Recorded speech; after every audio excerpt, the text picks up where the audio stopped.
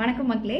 கடந்த ஒரு சில மாதங்களாக வந்து சோஷியல் மீடியா ஃபுல்லாக ஒரே இன்ஸ்டாகிராம் ரீல்ஸு, யூடியூப் ஷார்ட்ஸு, எங்கே திரும்பினாலும் ஒரே இந்த எலெக்ஷன் பிரச்சாரங்கள், இந்த கட்சி அந்த கட்சி விவாதங்கள், அப்புறம் முரண்பாடுகள், இதை பற்றியே போயிட்டுருக்கு. ஸோ அப்போ தான் எனக்கு பார்க்குறப்போ வந்து எனக்கு ஒரு சில கேள்விகள் கருத்துக்கள்லாம் இருந்துச்சு.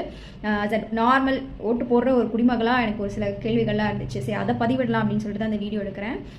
மற்றபடி வந்து எந்த விதமான ரிட்டன் ஸ்கிரிப்டோ கிடையாது. இந்த கட்சிக்கு ஆதரவாகவோ எதிராகவோ நான் பேச போகிறது இல்லை. என் மனசுக்கு என்ன தோணுதோ அதை தான் நான் வந்து இங்கே பேசுகிறேன். இப்போது எல்லா கட்சியும் வந்து என்னென்னா, அடுத்தவங்க சட்டையில் என்ன ஓட்டை இருக்குது அப்படின்றது மட்டும் தான் பேசுகிறாங்க. அவங்க சட்டையில் ஓட்டை இருக்குது, இவங்க சட்டையில் ஓட்டை இருக்குது அப்படின்னு சொல்கிறாங்களே தவிர அவங்கவுங்க சட்டை ஓட்டை அவங்கவுங்க சரி பண்ணலாம். முதல்ல தான் சட்டை ஓட்டையில் என்ன இருக்குது அப்படின்னு வந்து பாருங்கள். அதுக்கப்புறமா அடுத்தவங்களை பற்றி பேசலாம். எல்லாமே வந்து ஒரே நெகட்டிவாக பேசுகிறாங்க. அவங்க அதை பண்ணலை, இவங்க இதை பண்ணலை, அவங்க இதை பண்ணுறேன்னு சொன்னாங்க ஆனால் பண்ணலை, இவங்க இதை பண்ணுறேன்னு சொன்னாங்க ஆனால் பண்ணலை. ஆளுங்கட்சியும் சரி, எதிர்கட்சியும் சரி, புதுசாக வர கட்சியும் சரி. ஆளுங்கட்சி என்னடானா எதிர்கட்சி அதை பண்ணல, எதிர்கட்சி என்னடானா ஆளுங்கட்சி இதை பண்ணல. ஏன் எல்லாமே வந்து ஒரே நெகட்டிவாக பேசுகிறாங்க? அதுக்கு பதிலாக இப்போ எங்களை மாதிரி வந்து நார்மல் குடிமகள்லாம் வந்து எப்படி ஓட்டு போடுவோம்? நாங்களாம் எதை வச்சு ஓட்டு போடுவோம்? எல்லாருமே ஒரே மாதிரி தான் பேசுறீங்க, இது பண்ணல அதை பண்ணல அப்படின்னு சொல்லிட்டு.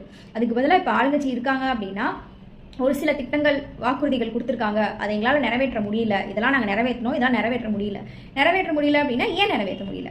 சட்ட சிக்கல்கள் இருந்துச்சு. ப்ராக்டிக்கலாக ஒரு சில விஷயங்கள் இருக்கும்ல, ஃபண்டிங் இஷ்யூவாக இருக்கலாம், சென்ட்ரல் கவர்மெண்ட் இஷ்யூவாக இருக்கலாம், இல்லை வேறு ஏதாவது ஒரு பிரச்சனையாக இருக்கலாம், அதனால் அதை நிறைவேற்றாமல் போயிருக்கலாம். ஸோ இதெல்லாம் என்னால் பண்ண முடியல, இதெல்லாம் தான் பிரச்சனையாக இருந்துச்சு. அந்த பிரச்சனையை நாங்கள் வந்து அடுத்த தடவை ஆட்சிக்கு வந்தோம் அப்படின்னா சரி செஞ்சு எப்படி அதுக்கு ஒரு சொல்யூஷன் வந்து பண்ணலாம் அப்படின்னு வந்து பேசலாம். அந்த மாதிரி யாராவது பேசுகிறாங்களா? இல்லை.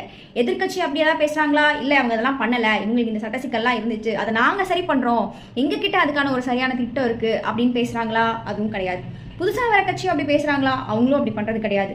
எல்லாருமே வந்து அவங்க இஷ்டத்துக்கு ஒரு திட்டத்தை யூஸ் பண்ணி அதை தான் வந்து மக்களுக்கு திணிக்க பார்க்குறாங்களே தவிர மக்களுக்கு அந்த திட்டம் தேவையா, மக்களுக்கு தேவையானதா இருக்கா அந்த வாக்குறுதிகளா அப்படின்னு பார்க்கறது கிடையாது.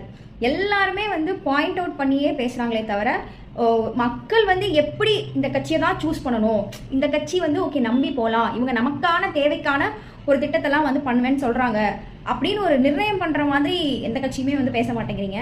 தயவு செஞ்சு ஓட்டு போடுறதுக்கு, மக்கள் சூஸ் பண்ணுறதுக்கு ஏற்ற மாதிரி உங்களோட பிரச்சாரங்களை மாற்றிங்கன்னா ரொம்ப யூஸ்ஃபுல்லாக இருக்கும்.